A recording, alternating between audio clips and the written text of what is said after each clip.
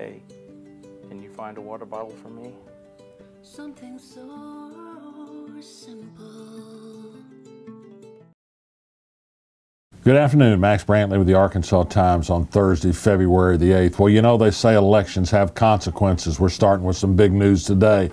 You folks in Arkansas may not remember that in 2016 you changed the state constitution to redefine what's an infamous crime in terms of being disqualified for office. The change said that crimes of dishonesty, misdemeanor crimes of dishonesty, were no longer a disqualification for public office in Arkansas. Well, that opened the door for a court ruling today in Searcy County. Judge David Clark said Kenny Castle is indeed eligible to run for sheriff this year. He'd run and won in 2010 and was disqualified because in 1979, when he was 20 years old, he took possession of a truckload of stolen Cornish game hens, and for that was convicted of a federal misdemeanor crime. It was not a crime of deceit or fraud, however. He merely possessed some stolen chickens. He can now run for sheriff of Searcy County. Is this a great state or what? The Arkansas Supreme Court today ruled that the Presley case, that is a case by her mother, administrator of the estate of the slain KTV anchor, can continue to pursue a case against St. Vincent Infirmary, 2 employees and a doctor, for looking at medical records of Presley after she was brutally beaten in her home and raped. She died from those injuries. The judge has thrown out one count to pursue, a count of invasion of privacy. That's a claim only a person can make, not their relatives. But the Supreme Court now is going to allow a trial on the claim of outrage. However, it would appear that it's going to be hard to get a judgment against St. Vincent for actions of its employees, and it's a deep pocket, so it's uncertain exactly where this case will go on. Her attorneys say they intend to continue to fight to get justice in this case. Benji Hardy reported for the Arkansas Nonprofit News Network that the state is going to have to delay at least until July 2019 turning over the operation of 7 juvenile lockups to private operators. There are just too many facts to consider in this. Neither state nor private operators have done a very good job of handling juvenile lockups. Perhaps they don't all need to be locked up. That's one thing that needs to be decided. City Manager Bruce Moore of Little Rock said today that he's changing the policy on a $5,000 bonus for Little Rock police recruits. You're going to have to work at least a year to keep some of the money, and 2 years to keep all of the money. Before, they paid $5,000 recruits. A couple of them quit after being on the force only a few months.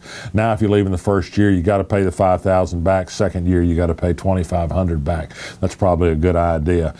Bart Hester, the senator from Northwest Arkansas, continues to get a huge amount of criticism for saying it's a waste of money to advertise the dance major at UALR, the only one in the state, and a tough major that produces some really smart, accomplished people, and some of whom make important economic contributions to the state. It was interesting today that Ann Clemmer, a former Republican legislator, went to Twitter to defend Hester and said that before anybody lynches Bart Hester, that they should consider what a good guy he is in other ways. Well, I think comparing criticism of a state senator to hanging people from trees is a metaphor too far, and Ann Clemmer and Higher Education Department perhaps ought to think more about what she says in the future. But Twitter does have you saying things you perhaps should reconsider.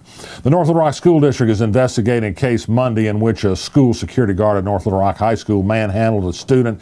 Pretty rough handling, of course, according to a video we posted online, but the entire altercation isn't clear. There's something that precipitated this. The school district is investigating. The police have been asked to take a look as well. Attorney General Leslie Rutledge continues to work on a national agenda, just not one that helps poor people so much. She's joined a number of others in Kentucky in suing to protect a T-shirt maker who doesn't want to be made to offer his services. Somebody who wanted to print up Pride Festival T-shirts for people in a county in Kentucky. That a Pride Festival generally shows support for LGBT people, and that's not a kind of thing Leslie Rutledge wants to associate herself with. People of religion should be able to free to discriminate against hate if they wish, people who are not like them in sexual orientation. Rutledge, however, has not joined a suit by 14 attorneys general around the country fighting a Trump administration rule to take tip income away from waiters, waitresses, and others who subsist on tips, and perhaps guide it into the the pockets of owners. That gives you a little idea of where Leslie Rutledge comes from on her priority list. The White House has announced that Rob Porter, a top aide to the president, is leaving. Two of his former wives have stepped forward with gruesome tales of him abusing them, one with a photograph of a black eye. He says he's done no wrong, but he's leaving. He was unable to get security clearance at the White House, apparently because of his checkered past. John Kelly, the chief of staff, said he's a man of integrity of honor. Do men of integrity and honor hit their wives? Do men of integrity of honor hit anyone, male, female, or otherwise? I don't think so. Asa Hutchinson yesterday announced his campaign committee, and solid gold is a pretty good word for it.